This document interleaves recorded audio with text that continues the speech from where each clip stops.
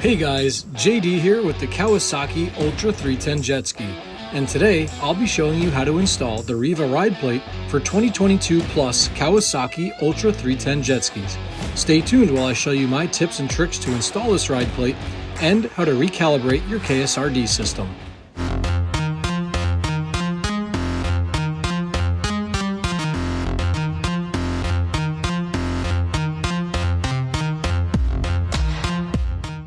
Alright, so now we will be installing the ride plate on this Kawasaki Ultra 310 jet ski. Now in my last video you saw a little bit of an overview between the different ride plates, and so now we're going to be prepping the hull for the new plate. I've got a little razor blade. You want a new fresh one, and we're just going to go like this. You can see this old silicone. You're going to go through and you're going to scrape off all that old silicone.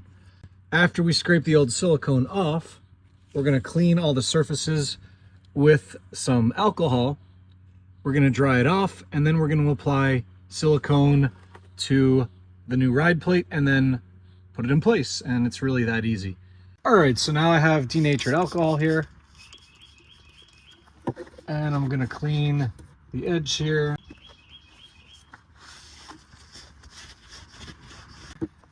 Just make sure to get this as clean as possible. I've shown this before. This is the steering cable boot. Again, you want to go like this. Some people have said they can't get it, so take a wadded up paper towel, put that over this, and you can pull it off like that. So pro tip, while we have this off, we're going to put a little bit of grease on this cable just because, why not?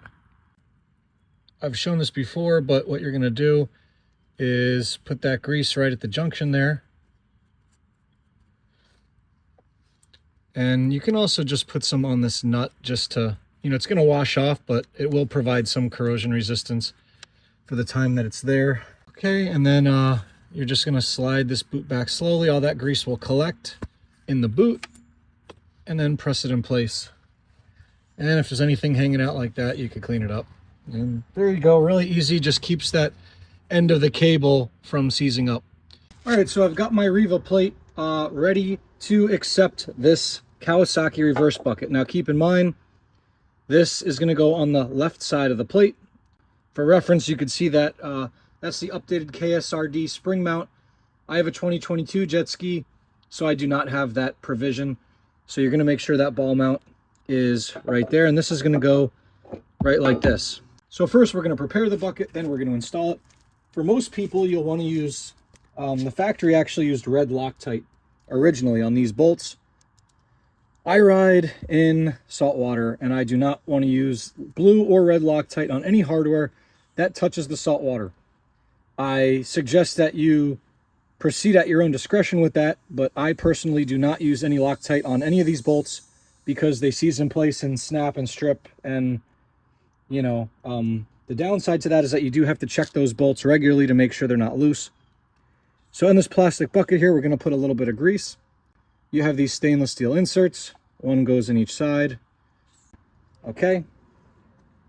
And then with these bolts as well, you could use a little anti-seize, but I found just a little dab of grease for these works just fine. And then I'm just going to put a little grease as well on the mating surface. It is going to wash off, fairly quickly, but it's a good practice just to always lubricate that, especially so that the KSRD bucket can operate smoothly. And you do want to do this before you put this back on the ski because of the way the step mounts are. It'll make it very difficult for you to tighten these otherwise. You can do it with a wrench, but this is just the easier way. I'll wipe up that excess grease. Make sure to torque the reverse bucket bolts to 14 foot-pounds. Okay, so now before this could be installed, we have one more step. We're going to apply silicone to the entire edge of the plate. I have some alcohol here, and you just want to make sure this is going to clean off any grease from handling it. And the silicone is going to go on the edge here And on these mounting bolts, we're going to clean the back side here. And you can see that alcohol, you want to wait till it completely dries. You do not want to try to apply silicone with the alcohol there. It'll just prevent it from curing. All right, so here I have some RTV marine silicone. And so you can use the applicator, or you can just use the tube itself like this. So I've punctured this. I'm going to screw the cap on here. So you see I did a little diagonal cut on the tip. That makes it a little bit easier.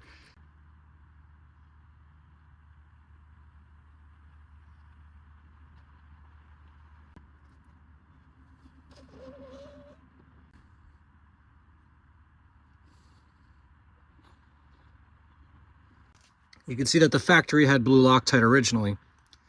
You can reuse your old bolts, but I want to show you something. If your bolts come out and they look like this, throw them away. Do not attempt, even this one here, you could see it's starting to strip a little bit. Throw those away. You only want to reuse bolts that have a nice, crisp hex. Do not use ones that are stripping, because when you go to take them out again the next time, well, they probably will strip and won't be fun.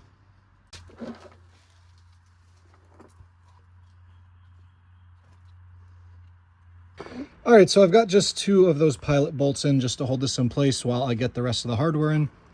And I just want to show you, look how tightly this plate fits against the pump shoe. There's no gap at all on this Riva plate.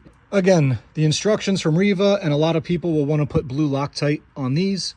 I do not do that because in salt water, they tend to seize.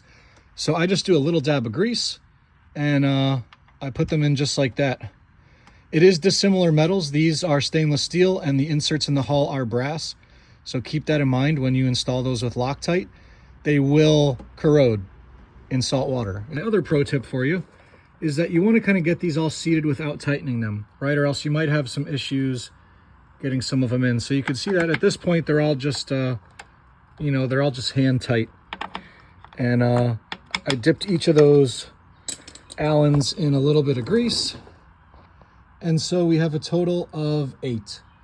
So now what I'm going to do is grab the torque wrench and we are going to torque all of those to spec. And all of these bolts need to be torqued to 69 inch-pounds. Do not over tighten them or they will strip and they will be impossible to get out when you need to service your ride plate or your jet pump. Now my final step, I'm going to give this one more wipe with alcohol, and you can see we have a little bit of a gap here. I'm just going to add a little bit more silicone around the edge just for good measure.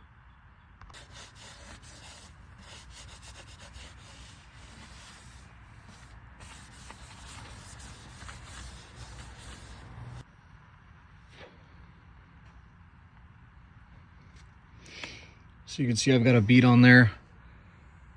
My finger. There you go. So see, I didn't put too much, just a thin bead. Look at how close that connector sits down in there. Really, it's cradled down in the plate there. Pretty much no room for error, but it's not binding or anything. So see that silicone bead squeezing out? That means we've got a good seal there. And so now we will test our trim and our KSRD bucket. Yeah, you're not going to be able to reattach it. You got to put the ski in maintenance mode to reattach that. So we will do that now. Put the ski in maintenance mode and then we'll check the function of the bucket to make sure it goes up and down. So now we are going to put our jet ski into maintenance mode so we can reconnect our reverse bucket.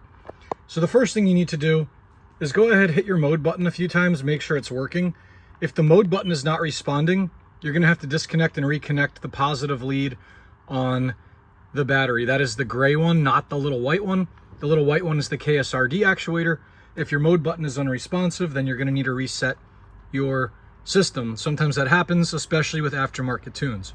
Okay, so we confirmed our mode button's working. So now what you're going to do is you're going to hold down this button here for about 3 seconds. It's going to open up the settings like this. So using your jog dial like this, you're going to scroll down to settings.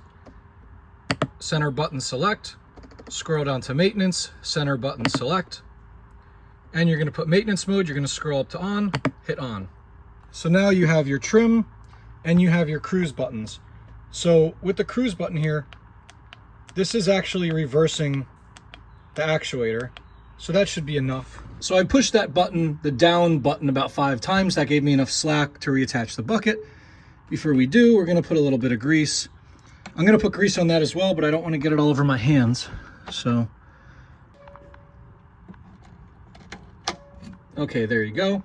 Then just to finalize the job, we're gonna put some grease all over this quick connect. You don't want those to seize up. So now we are pretty much good to go, but we need to cycle and reinitialize the KSRD bucket. So you also want to test your trim.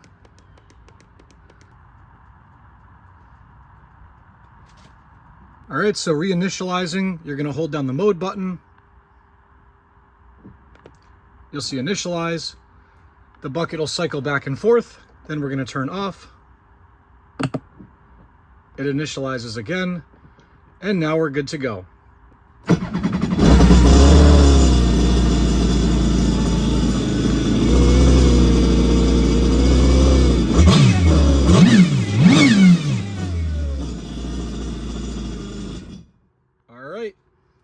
We are good to go here. Well, that was my quick installation video of the Riva Racing ride plate. Make sure to stay tuned for more content featuring Riva Racing products. I will be taking this ski out on the water with the Stage 2 Riva tunes, and we'll see how this ride plate here impacts performance. I will be sharing my map tuner data log with you, so you can see everything from my AFR values, my RPM, my boost, and my speed. So no one else is releasing that data, so I want to share it with you. So stay tuned, more great stuff to come from JD's Waterworld.